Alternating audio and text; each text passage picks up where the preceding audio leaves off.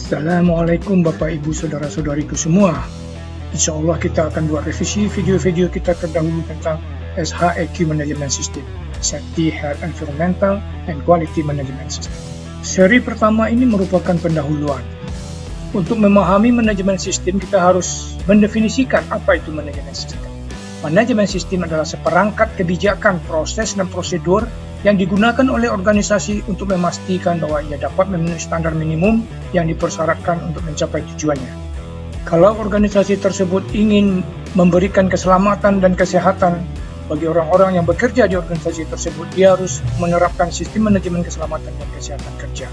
Untuk mengelola lingkungan hidup yang baik sebagai akibat dari kegiatan organisasinya, maka dia harus menerapkan sistem manajemen lingkungan. Begitu juga kalau dia ingin memberikan kepuasan kepada pelanggannya, kepuasan atas mutu produk dan layanannya, dia harus menerapkan sistem manajemen mutu.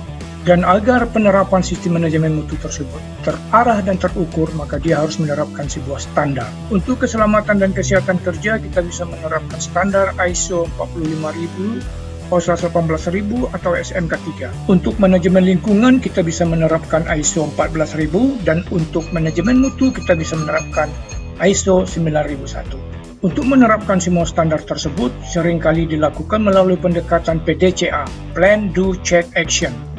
Rencanakan apa yang akan dilakukan, lakukan apa yang direncanakan, lakukan pengecekan, periksa apakah sudah sesuai, lakukan tindakan perbaikan apabila ada yang tidak sesuai dengan rencana. Negara kita sudah mempunyai standar yang cukup baik untuk menjalankan sistem manajemen keselamatan dan kesehatan kerja, yaitu Peraturan Pemerintah Nomor 50 Tahun 2012 yang hukumnya wajib dilaksanakan oleh semua sektor industri.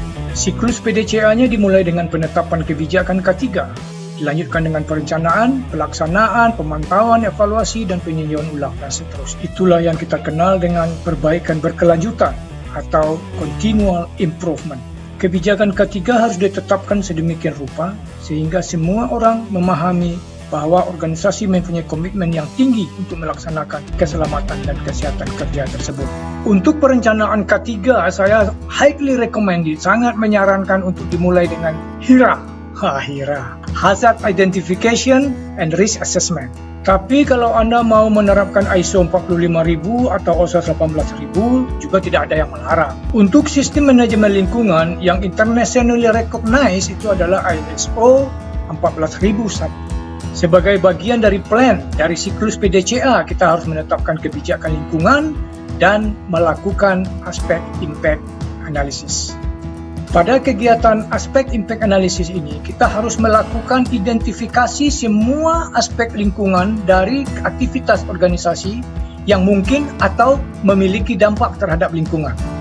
Untuk standar sistem manajemen mutu yang dikenal luas secara internasional adalah Quality Management System ISO 9001. Sebagai bagian dari plan dalam siklus PDCA untuk sistem manajemen mutu ini, kita tetap harus menetapkan kebijakan mutu.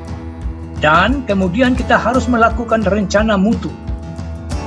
Rencana mutu ini kita lakukan dengan melakukan identifikasi tahap-tahap apa saja dari proses produksi atau proses pemberian layanan kita yang akan mempengaruhi mutu produk atau mutu layanan kita. Tahap-tahap kritikal ini harus dipantau sehingga tidak terjadi kesalahan dalam memproses produk atau memproses layanan kita.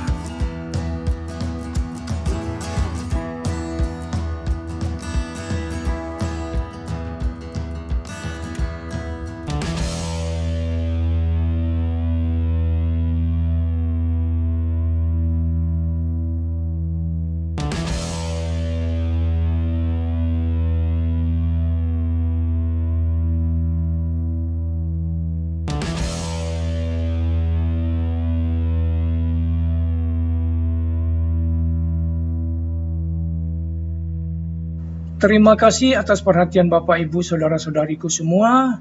Mudah-mudahan kita bisa ketemu lagi di revisi video-video selanjutnya. Wassalam.